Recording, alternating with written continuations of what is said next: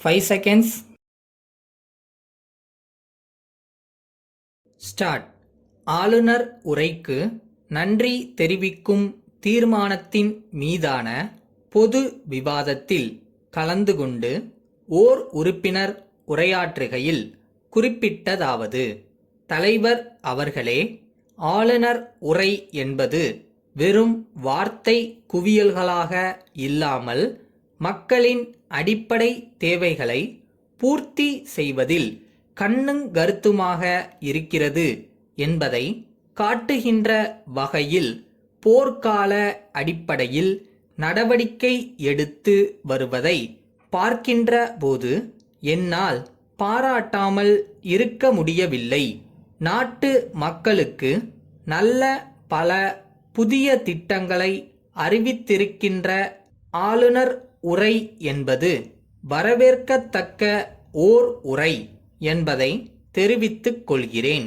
Lottery சீட்டு வாங்கி அதன் மூலம் சீரழிந்து போய் கொண்டிருக்கும் பாமர மக்களுடைய வாழ்க்கையை காக்க லாட்டரி ஒழிப்பு சட்டத்தை இந்த அரசு கொண்டு வந்திருக்கிறது. இதனால் அரசுக்கு வருமான இழப்பு ஏற்பட்டு இருந்தாலும் அடித்தட்டு மக்களுடைய வாழ்வை கவனத்திலே கொண்டு எடுக்கப்பட்ட நடவடிக்கை என்பதால் இந்த திட்டத்தை நான் வரவேற்க கடமைப்பட்டிருக்கிறேன். தென்மேற்கு பருவமழையும் வடகிழக்கு பருவமழையும் நமது தமிழக விவசாயிகளை ஏமாற்றி விட்டது.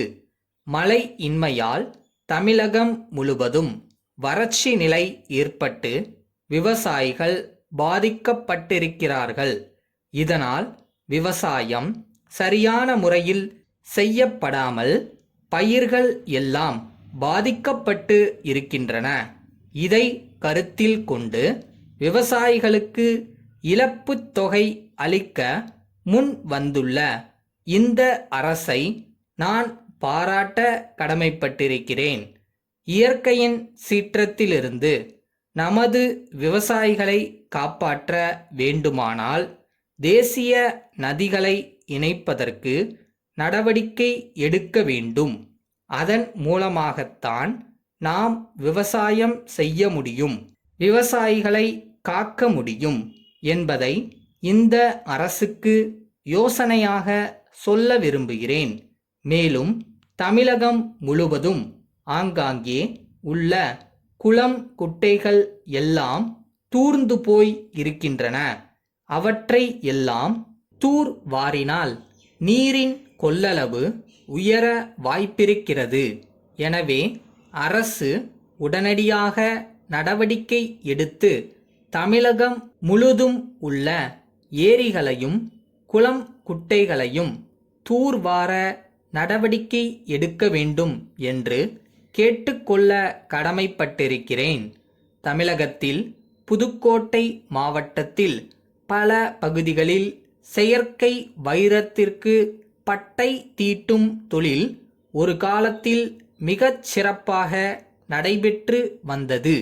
இன்றைக்கு அந்நிய சந்தையோடு போட்டி போட இயலாத காரணத்தாலே இந்த செயற்கை வைர தொழிலில் ஈடுபட்டு வந்த பல்லாயிரக்கணக்கான தொழிலாளர்கள், குறிப்பாக வீட்டிலே இருக்கக்கூடிய பெண்கள், மகளிர் சுய உதவி குழுக்களை சேர்ந்தவர்கள் இந்த தொழிலிலே ஈடுபட முடியாத நிலை ஏற்பட்டு கொண்டிருக்கிறது. ஆகவே அவர்களுக்கு ஒரு மாற்று ஏற்பாடு செய்கிற வகையில் எங்கள் மாவட்டத்தில் செயற்கை வைரம் பட்டை தீட்டும் தொழிலுக்கு புத்துயிர் கொடுக்க வேண்டும் என்று தமிழக அரசை நான் கேட்டுக்கொள்ள விரும்புகிறேன். எனக்கு பேச வாய்ப்பளித்தமைக்காக பேரவை தலைவர் அவர்களுக்கு நன்றி தெரிவித்து விடைபெறுகின்றேன். வணக்கம். அன்புடையீர், தங்களது 20ஆம் தேதிய கடிதம் கிடைக்கப் பெற்றோம். சில மாதங்களுக்கு முன்பு தங்களுக்கு அனுப்பி வைத்த சாதனங்கள் நல்ல முறையில் இருப்பதாகவும் அதே போன்று மற்றொரு சாதனத்தை அமைத்து தரும்படி கேட்டுக்கொண்டதற்கு நன்றி தெரிவித்துக் கொள்கிறோம். எனவே மேற்படி சாதனத்தின் சமீபத்திய விலை பட்டியலை இத்துடன் அனுப்பியுள்ளோம். இந்த சாதனங்களை தயாரிப்பதில் நாங்கள் 25 ஆண்டுகள் அனுபவம் பெற்றுள்ளோம் என்பதை தெரிவித்துக் கொள்கிறோம். எங்களது இயந்திர பொறியாளர்கள் தாங்கள் அனுப்பிய விவரங்களை கவனமுடன் கணக்கிட்டு மேற்படி இயந்திரத்தை 3 வாரங்களுக்குள் செய்து முடிக்கலாம் என கூறியுள்ளனர். புதிய இயந்திரத்தை வடிவமைத்து தங்களது தொழிற்சாலையில் பொருத்தித் தரவும் மேலும் தங்களது நிறுவனத்தில் உள்ள பொறியாளர்களுக்கு பயிற்சி தரவும் மொத்தமாக ரூபாய் 50,000 ஆகும். இயந்திரம் தயாரானவுடன் தங்களுக்கு தகவல் அளிக்கின்றோம். எந்த தேதியில் வந்து இயந்திரத்தை பொருத்தித் தர வேண்டும் என்று தாங்கள் தெரிவிக்கலாம். அத்துடன் இயந்திரத்தின் விலையில் 50% முன் பணமாக அனுப்பி வைக்குமாறு கேட்டுக்கொள்கிறோம். வணக்கம். தங்கள் உண்மையுள்ள